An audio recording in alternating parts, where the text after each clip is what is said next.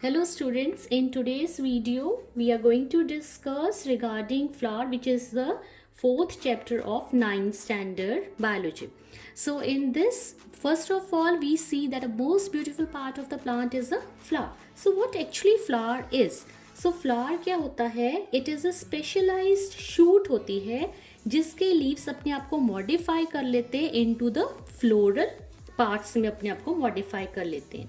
So starting with the floral parts, they are born on the thalamus in the 4 whorls. तो 4 whorls होते हैं flower के, first whorl, second whorl, third whorl and fourth whorl. तो एक एक whorl को मैं आपको with the help of this diagram I am going to explain you.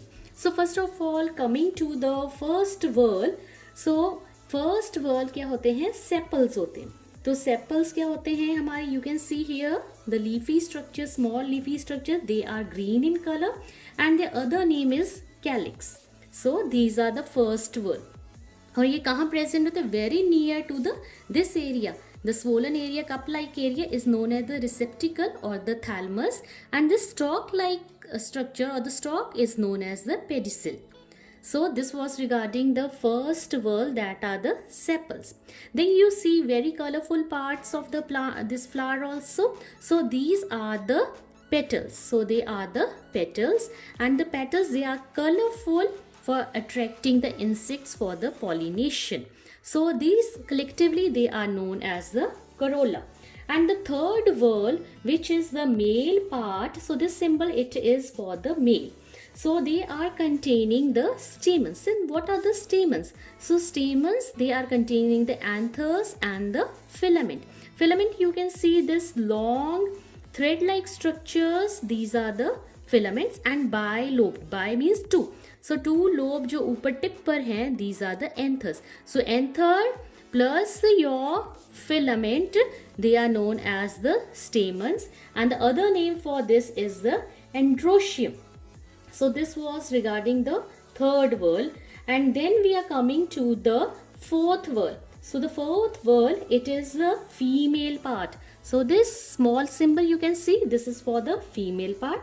It is centrally located pistil, here you can see, and this is known as the carpel. So this structure, जो center structure like you can see long neck है, नीचे एक pot like base है. So this is the carpel, and this carpel, when they fuse together, several fused carpels, they are known as gynoecium.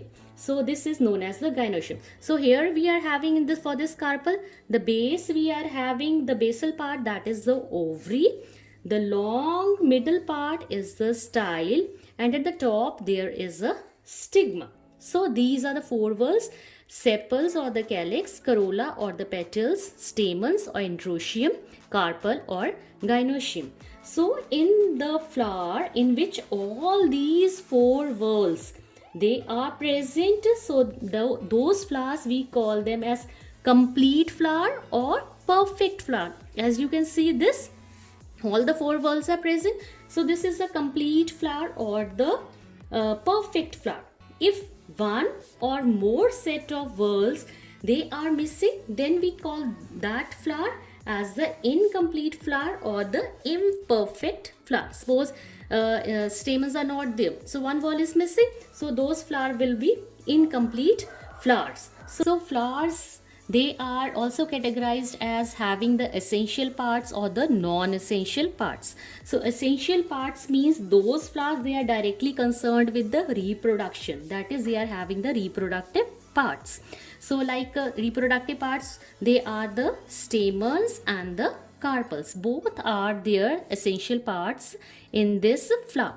And the non-essential parts, they are just either to protect the reproductive part or to make the flower attractive for the pollination purpose. These are the sepals and the petals.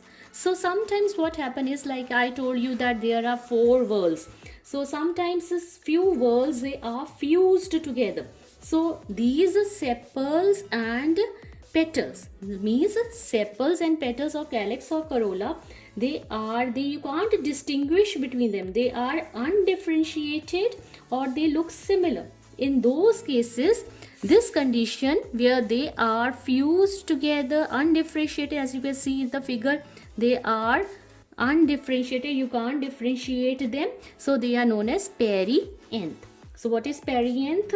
So the sepals and the petals, they look very similar and cannot be differentiated. And the other word for this perianth is the tepals. So the term for this perianth is the tepals also. And sometimes these perianth, they are green. You know that the sepals, they are green in color. So based on this sepals, they are named as sepaloid perianth. If they are these perianth, they are non-green, then these are known as the based on these petals, petaloid perianth. So this was regarding your floral parts, the complete flower, this imperfect flower, and this was a bisexual flower. In my next video, I am going to explain what is bisexual flower, unisexual, and the neuter flower. Hope this video will be useful to you. Thank you.